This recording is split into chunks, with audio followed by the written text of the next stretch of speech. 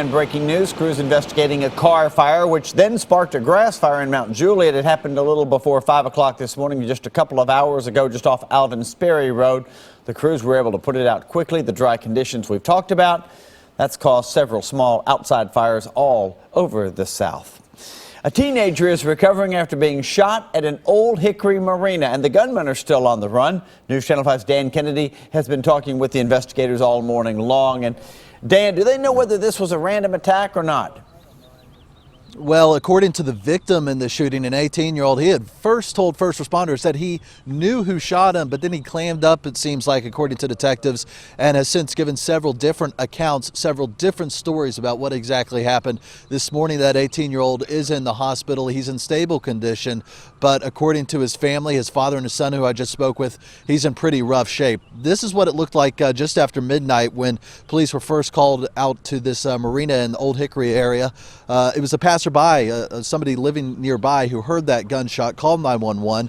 First responders are very worried that that teenager wasn't going to make it.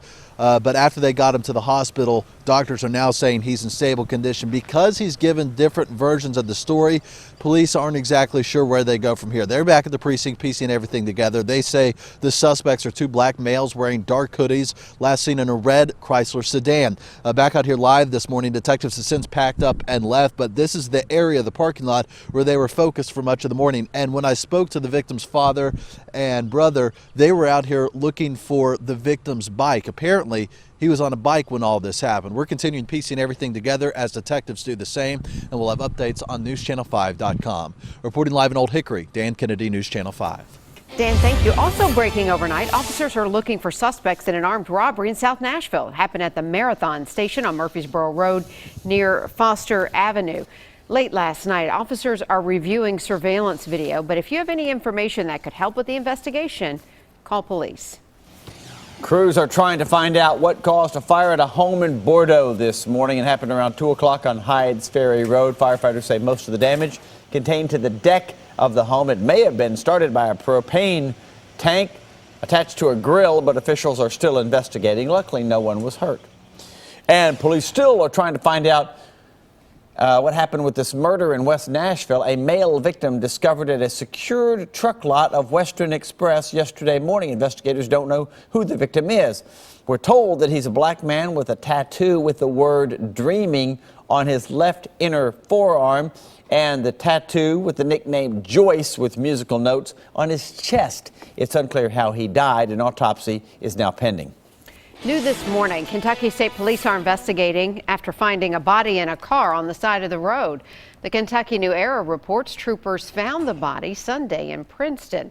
Police say the body had been there a while. Investigators don't suspect foul play right now, but they won't know for sure until the autopsy results come in. Stay with News Channel 5 for updates.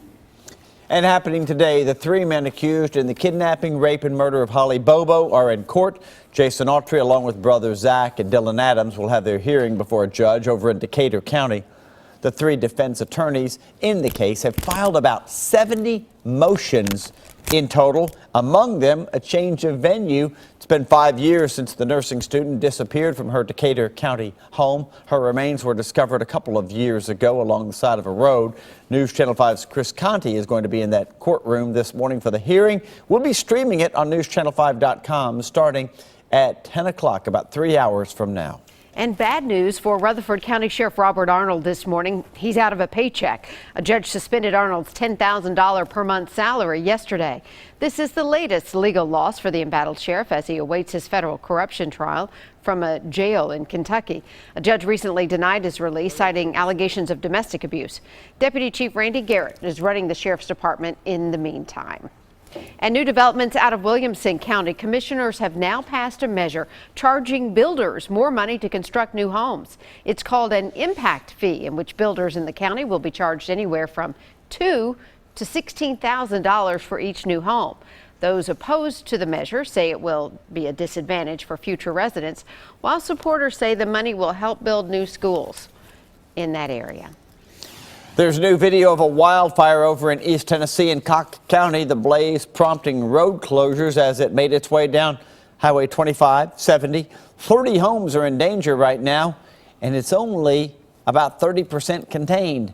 Officials believe that someone deliberately set that fire Saturday. The investigation is ongoing.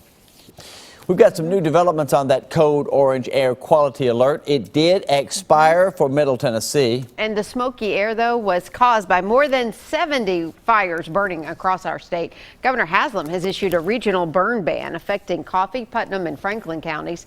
That ban is in effect until December 15th. Robertson and Sumner counties are under a burn ban issued by the State Department of Agriculture. If you live in a county not under a ban, you still have to get a permit to burn brush or waste.